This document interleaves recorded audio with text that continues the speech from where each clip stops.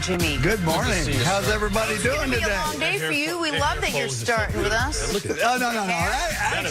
I didn't take any time with my hair this morning. Oh, it looks great. It was too early for me. Imagine if You were my you did. inspiration, just so you know. You were my inspiration. Oh, I'd yeah, love to see something like that on you. That I don't know is if it your can fold over. inspiration. No. I'd love to see something like that on me. I like it. I got a sponge for you after the show.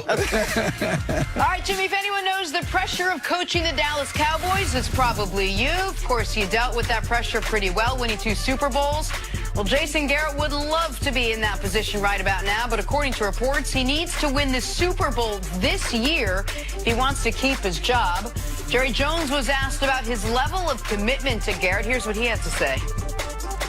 Let me tell you, no one in this country has earned the right to say, I'm a Jason Garrett man more than me. I am his man. And we want the very same thing, and that's for our players to play at their very best. And we want his staff to coach at their very best. The bottom line is we get graded. I'm in business. I don't have to win the Super Bowl in business every year. I can come in 6th and have a hell of a year. But in this business, you've got to come in first. You've got to come in first. And so fundamentally, you've asked for something that's a very narrow window to begin with. I want Jason to get it done. If the Cowboys don't work out for him, he can easily go into motivational speaking because I'm ready to run through a wall for that guy. Jimmy, what is Jason Garrett going through right now? Yeah, Jason played for me, and I've known him for many years. We talk on occasion. Very intelligent. He's very focused on getting this team ready to play. I don't think that this outside noise or even Jerry's comments has a whole lot of effect on him. I think he's just doing his job, trying to win a ball game. He's very even keel. Now, after 10 years, I was there with Brian Billick after he won the Super Bowl. The message just got old. Right. Now, he's been in that locker room for 10 years. Is this message not getting old? Because it seems like he can't get this team over the hump. So what is he experiencing now, trying to kind of reinvent himself? Because either the players change or the coach has to change. But they've been a model of mediocrity. How does he get them over the hump, and how far does he have to take them, in your opinion, to keep his job? Well, I'm not real sure about what he has to do to keep his job, but I think you're right. After a period of time, I think the message does get old to the players. And I think the head coach has to change some things. But a lot of that goes on to the assistants as well. I know with me, I was always the demanding, hardcore, wouldn't give an inch to the players. But I had some assistants that would counsel them. I remember one time we played the Redskins. We'd already locked up the playoffs. And, we played, we were horrible and lost the game because the players just, they weren't really into it. And so we got on the plane and, the gal on the plane started to serve the meal, and I said, no, they're not eating. They don't deserve to eat. I said, everybody sit down. Nutrition's for champions. I said, they don't deserve a meal. And so the next day, Dave Wanstead came in and said, Coach, you were a little bit hard on them. You really didn't even serve them a meal. I said, Dave, when we lose, I don't care if it's a meaningless game. I want them to hurt. I want them to hurt. I don't care if they scream at me, they cuss me, they can't stand me. Right. I want to make a point to them that we will not accept losing. And so sometimes the assistants, they've got to take that role to change the message. But when you were the head coach, while assistants could come to you and talk to you, the first, middle, and last word related to the Dallas Cowboys as far as the actual football team was whose? It was yours, correct? Well, see, you got to understand, it's a different world today. When we first went to the Cowboys, Jerry borrowed $140 million. So he spent night and day trying to pay off that loan. So that was his focus, trying to pay off the loan. Now, he actually came in my office after the first Super Bowl and said, hey, I'm free and clear. I paid it off.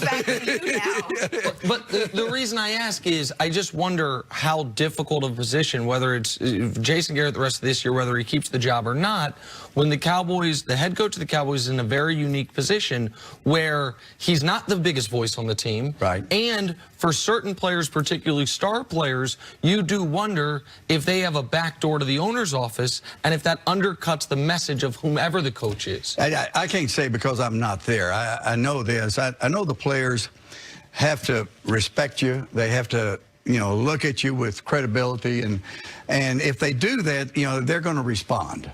And I don't know that there's a back door, to Jerry. And again, I'm not there, so I can't really say. Let me ask you one more question about this year's team, because I don't think anyone denies the talent on it. And you watch them every week like we do. When you're watching them, what is the biggest reason that you think they have failed to have any success against the best of competition? I was talking to Troy Aikman just a couple of days ago.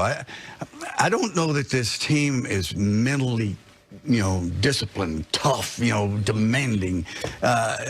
It's almost like, there's so much thrown to the Cowboys that, the fans adore them. They love them. It's almost an infection. They get the feeling that they're pretty good without accomplishing anything. And so when you have that type of feeling, I don't know that you just are grinding it out. Hey, we got to win this thing somehow, some way. We got to win it. It's almost like they've already won, but they haven't won. But you're right. This probably is the most talented Dallas team that I've seen in a long time. Which is why a lot of people say they're underachieving. The record they have now, but with their talent at all the skill positions, their talent on their offensive line, the defense that they have coming into every game, and they're just fighting. Nick calls it a pillow fight in the NFC East with the Eagles to try to come out of that division. Do you think Jason Garrett should be fired? Well, Jen, I think the jury's still out because, they should win against Buffalo today. I think it's going to come down to December the 16th when they play Philadelphia. Right. If they can win the division, which if they beat Philadelphia, they should. Yeah. Then as talented as this team is, in the playoffs, anything can happen. And they'd be guaranteed a home playoff game. Right. Against a team that almost assuredly have a better record, but there'll be a home playoff game if they win the division. Jimmy, the other big question in Dallas that's looming is contract talks for Dak Prescott. Dak entered the season without one. Since then, he's quietly led the NFL in passing yards. Jerry Jones said, quote, "I'm not known as a guy that gets hand cramps when I'm writing checks." So vintage Jerry Jones. Well, he might have to write a record-breaking one in a couple of months. Do you think Dak's shown that he deserves to be the highest-paid quarterback in the NFL right now? Well, I'm old school. I don't think any of them deserve what they're making right now. Yeah. But, one thing about Jerry, I've always said he's probably the smartest businessman that I've ever known. And he really works it, and he does a great job of it. He will get Dak signed. They will sign him to a contract, and he will sign a record contract because he deserves it. So it will eventually get done. I don't have any doubt about that. So addition by subtraction, because if his deal is going to get done, we know it's going to be record-breaking, but what does that do to Byron Jones? So is Dak good enough to be able to lose those type of impact players throughout his team? Yeah, if Dak's going to be the main one. Right. We got to get his contract signed. Right. And then after Dak, then you got to go, Cooper and some of the rest of them. Right. We've seen it happen with the Ravens. We've seen it happen maybe now with Russell Wilson. But Russell Wilson proved that he can carry a team. Right. Can Dak Prescott carry a team? Because we've seen him come up short. Last week was his opportunity, I think, against the Patriots in a tough environment. This team was built to win that type of game. They're big in the trenches, physical offensive line, great receivers on the outside, and Dak couldn't come up with that defining play to beat, arguably the greatest quarterback of all time, but a very vulnerable quarterback. Well, as you know, it is a team loss. Yeah, I think you got to take the New England game and throw it out. The weather, Belichick, special teams. They had a couple of really mess ups on special teams. So there was a lot there besides Prescott. Okay. So I don't think you look at the New England game and say, well, hey, that's a defining moment for Prescott. I think Prescott can win a Super Bowl with the surrounding cast that he's got right now. I'm curious philosophically, because it is a different era in the NFL than it was a quarter century in a lot of different ways. Right. One of the reasons you guys were as dominant as you were was not just great coaching, but it was you guys had a Hall of Fame quarterback to go along with Hall of Famers all over the place. In the modern NFL, because the quarterback money, even if all the money's crazy, the quarterback money is 3x what you're paying almost any other position, aside from the single highest paid guys in individual spots.